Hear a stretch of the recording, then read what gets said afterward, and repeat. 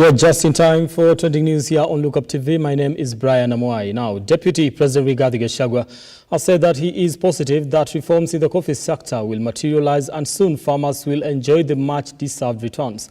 Gachagua further stated that the government has set aside 4 billion shillings and has prioritized coffee reforms as a key strategy to revitalize the coffee sector and increase production. And we are not letting go. And I can tell you, these things are going to change. This coffee thing, we are going to bring it back to where it was in the 70s and 80s as #1 foreign exchange earner for the country. We as an administration are adamant that these reforms must succeed and they must go on. And that is why the President and I convinced Cabinet to set aside 4 billion shillings to enhance the cherry fund so that we can intervene in this period for the farmer.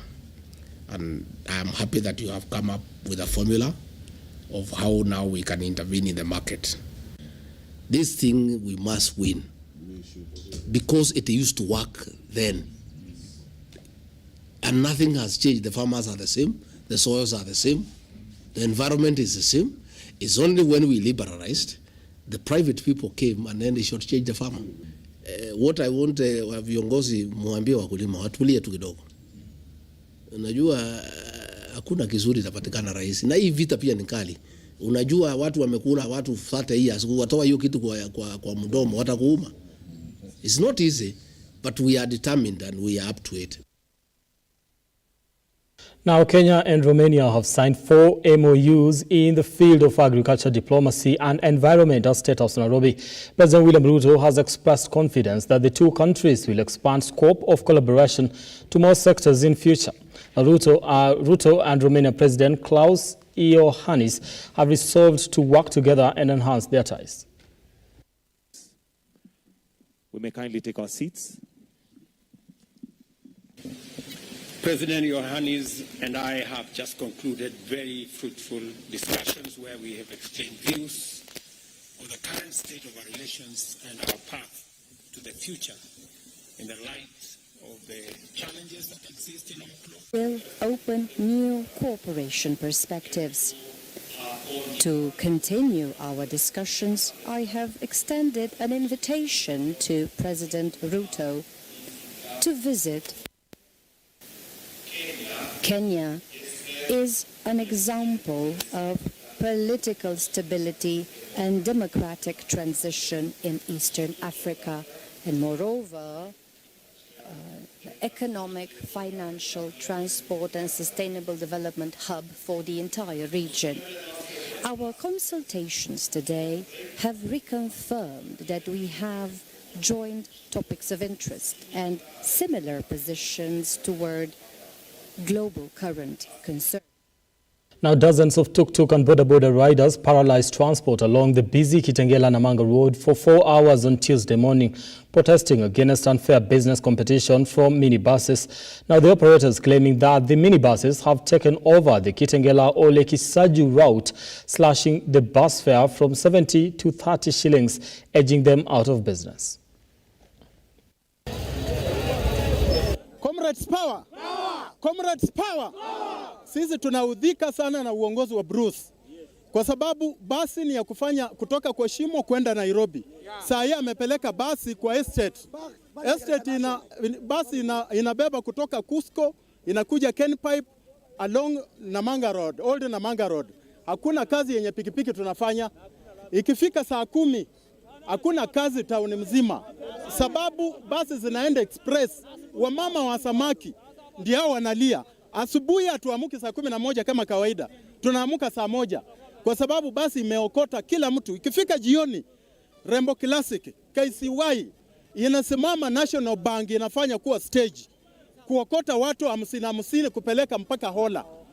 Na sisi tunapeleka na 150. Hao ni wateja wetu. Comrades power! Tumevumilia. Alitudanganya ni basi 3. Sasa ni basi ngapi? Wanataka sisi tuende wapi jameni? Tulikuwa tunaishi kwa amani, hatujaipigana na SACCO hata moja. Tumeishi kwa amani hizo miaka zote.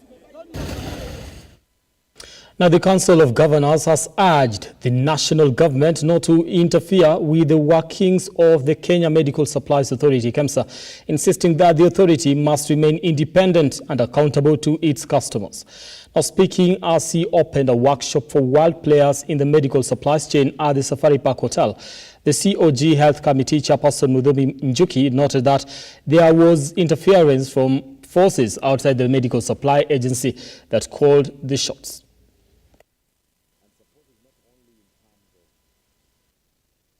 Them, giving money, but we should also give them support by ensuring that we have minimal interference with what happens in KEMSA as a government, by giving them the autonomy to be able to operate. I have said, and I will reaffirm that again, that it is not possible for KEMSA to be autonomous and efficient if they keep on getting instructions from out there in the Council of Governors, in the Ministry of Health, and from many other part of government. If we give them opportunity to supply, let us give them the autonomy they deserve and audit them out of their own efficiency or inefficiency coming from within. KEMSA has been having an issue in terms of meeting the demand for the counties. The referral rate for drugs is been around 60%, which the efficient and normal is around. Now, 3 people have died in Kamunono area along the Turkana-West Pokot border after 5 armed bandits attacked them while they were boarding a motorbike. Now, area residents have raised concerns about the dire situation, calling on the government to act with speed.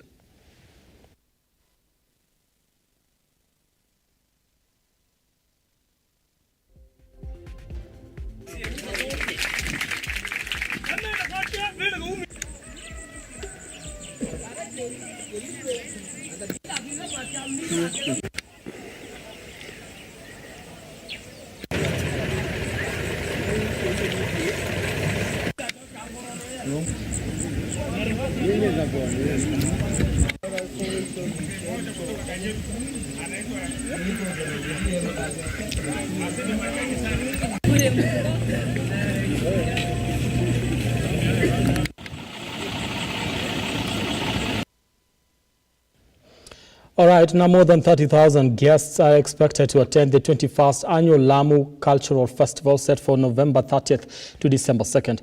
Now, Lamu Governor Issa Timami has noted that the festival will showcase rich cultural heritage of Lamu, which has over the years been a major tourism attraction, both locally and internationally.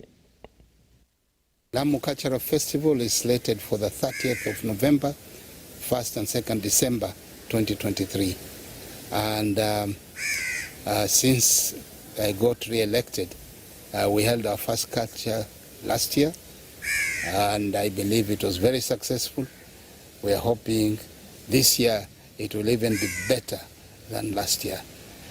In fact, we are looking at additional activities, and one of the main activities we want to include is beach football, because the Lamu youths, about 2-3 of them are in in the Kenya team for beach football.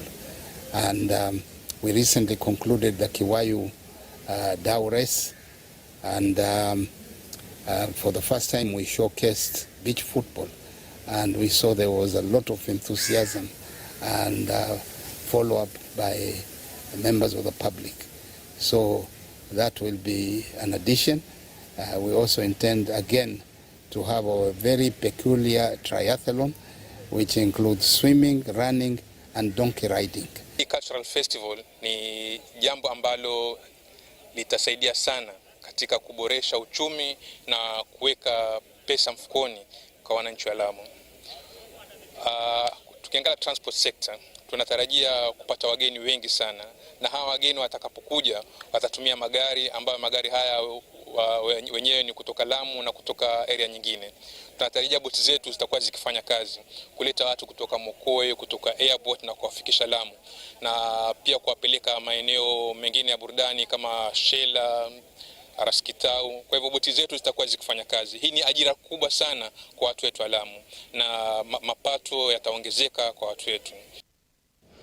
That does it for trending news. My director has been Dana Nakuti. My name is Brian Amwai. Let's do this again next time. Do have yourselves a lovely evening and enjoy the rest of your programming here on Lookuptv.